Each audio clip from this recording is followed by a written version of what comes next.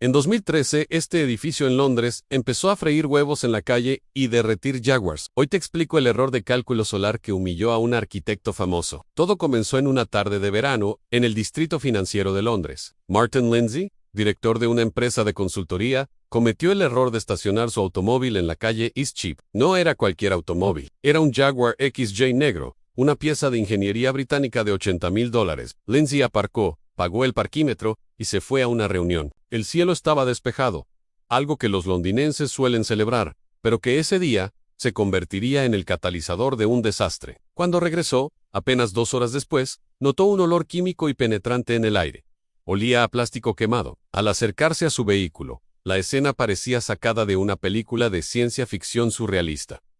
No había fuego alrededor, no había vándalos con antorchas, y sin embargo, el pilar C de su Jaguar estaba deformado. El espejo retrovisor lateral y el emblema de la marca no estaban rotos, se estaban licuando, goteando como cera caliente sobre el asfalto. En el parabrisas, encontró una nota de la empresa constructora del edificio de enfrente que decía: «Su coche está deformado, contáctenos». El culpable de esta destrucción era el número 20 de Fenchurch Street, un rascacielos de 37 pisos y $300 millones que estaba en su fase final de construcción. Un edificio que, debido a una mezcla de ambición financiera y negligencia ingenieril, se había transformado accidentalmente en un arma solar gigantesca. Para entender cómo una estructura estática de vidrio y acero puede atacar a un automóvil, primero debemos entender la motivación detrás de su extraña forma. En el mundo de los rascacielos, la forma no siempre sigue a la función. A veces, la forma sigue al dinero. Si observas la silueta del edificio, notarás que invierte la lógica estructural tradicional. Históricamente, desde las pirámides de Egipto hasta el Empire State, los edificios altos tienden a ser más anchos en la base y más estrechos en la cima. Esto no es solo estética, es estabilidad y aerodinámica. Pero el 20 de Fenchurch Street hace exactamente lo contrario.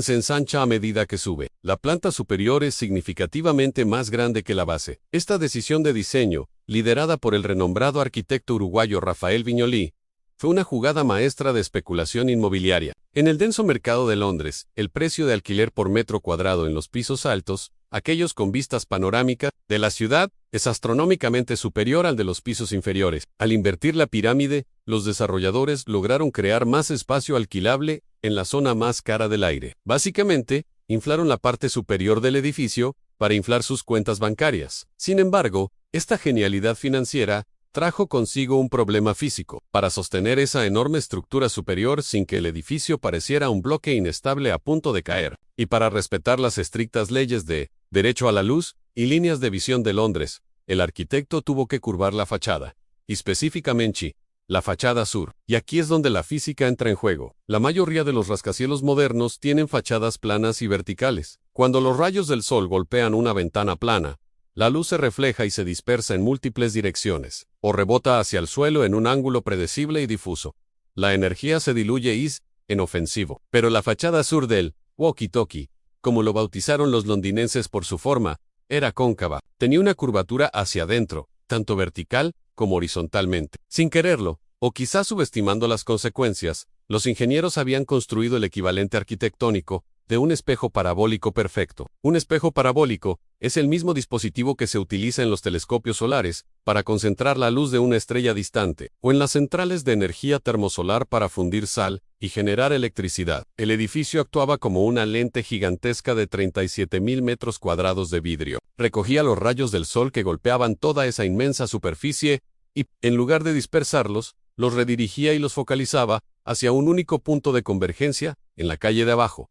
Los ingenieros llaman a esto convergencia solar. La gente en la calle lo llamó el rayo de la muerte. A medida que la construcción se acercaba a su fin y se instalaban los paneles de vidrio finales, el fenómeno comenzó a manifestarse, pero no ocurría todo el día. Solo sucedía cuando el sol alcanzaba una elevación específica en el cielo, alineándose perfectamente con la curvatura del edificio. Durante aproximadamente 2 horas al día, un rayo de luz concentrada de unos 4 metros de ancho barría la calle Eastcheap de izquierda a derecha, siguiendo el movimiento de la Tierra. Quienes tenían la desgracia de caminar por ese punto focal describían la sensación no como calor, sino como dolor físico. Era como meter la cabeza en un horno encendido, reportó un ciclista. El brillo era cegador, 6 veces más intenso que la luz solar directa. Pero el Jaguar de Martin Lindsay no fue la única víctima. A medida que la prensa comenzaba a investigar, surgieron más historias. El dueño de una barbería local notó que el felpudo de su entrada empezaba a echar humo detrás del escaparate. Las alfombras se quemaban. Los productos de plástico en las vitrinas de las tiendas se deformaban. La pintura de los edificios victorianos de enfrente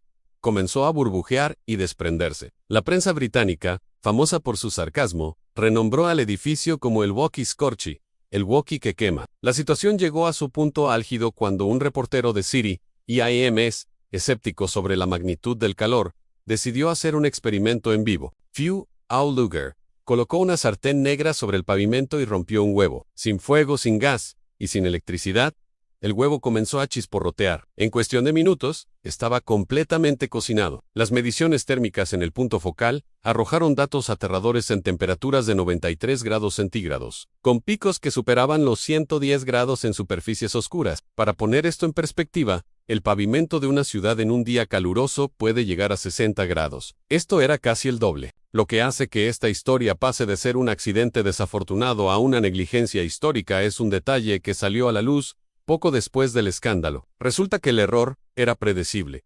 De hecho, ya había sucedido antes. El mismo arquitecto Raphael Vigili había diseñado años atrás el Hotel Vdara en Las Vegas, en un majestuoso edificio de cristal con una curvatura cóncava similar, orientada hacia el sur. En Las Vegas, el punto focal no daba a una calle, sino a la piscina del hotel. Los huéspedes reportaron casos de lo que llamaron el rayo de la muerte del Vdara, que quemaba el cabello de los nadadores y derretía los vasos de plástico de las bebidas. Cuando se le preguntó a Viñoly sobre el desastre de Londres en una entrevista posterior, su respuesta fue sorprendentemente honesta, y quizás un poco cínica. Admitió: sabíamos que esto iba a suceder, pero no teníamos las herramientas de software para analizar la magnitud exacta. Básicamente, los desarrolladores y arquitectos sabían que el edificio concentraría el calor. Sus simulaciones mostraban que la temperatura en la calle aumentaría, pero, en una decisión que priorizó la estética y la rentabilidad sobre la seguridad, apostaron a que el clima de Londres, famoso por ser nublado y gris, mitigaría el efecto. Pensaron que el sol nunca sería lo suficientemente fuerte como para causar daños reales. Se equivocaron. Y se equivocaron por más de 30 grados de temperatura. La reacción pública fue feroz. La ciudad de Londres suspendió temporalmente los lugares de estacionamiento en las zonas afectadas para evitar más coches derretidos. Se instalaron andamios de emergencia para proteger a los peatones, pero el problema de fondo seguía ahí.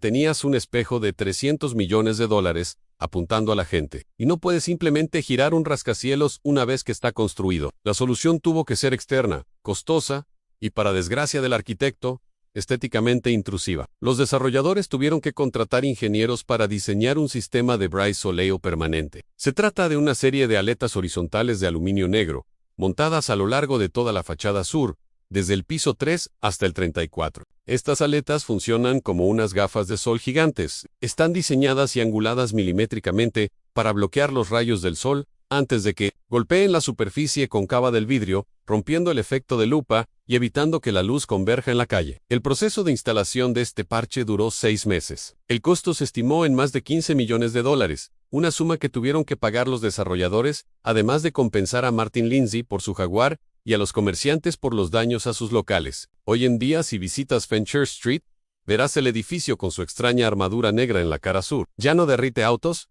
ya no fríe huevos. Es un edificio seguro, pero para la comunidad de ingeniería y arquitectura, esas aletas negras son una cicatriz. Son la evidencia física de un error monumental. El walkie-talkie sigue siendo un éxito comercial. Sus pisos están llenos y sus restaurantes en la azotea tienen lista de espera. Pero su legado es una advertencia permanente en el horizonte de Londres. Nos recuerda que, aunque la tecnología moderna nos permite construir estructuras que desafían la gravedad, y aunque la ambición financiera nos empuje a maximizar cada centímetro cuadrado, hay un límite que no podemos cruzar. Podemos sobornar a los planificadores urbanos, podemos engañar a los inversores, pero nunca podremos negociar con las leyes de la termodinámica. El sol siempre gana. Si te pareció costoso este error de $300 millones por un simple reflejo, espera a ver el siguiente video. En él, analizamos una represa que fue diseñada para ser indestructible, durar 1000 años, y que terminó colapsando en una sola noche, por un error de ingeniería oculto, borrando una ciudad entera del mapa y costando miles de vidas.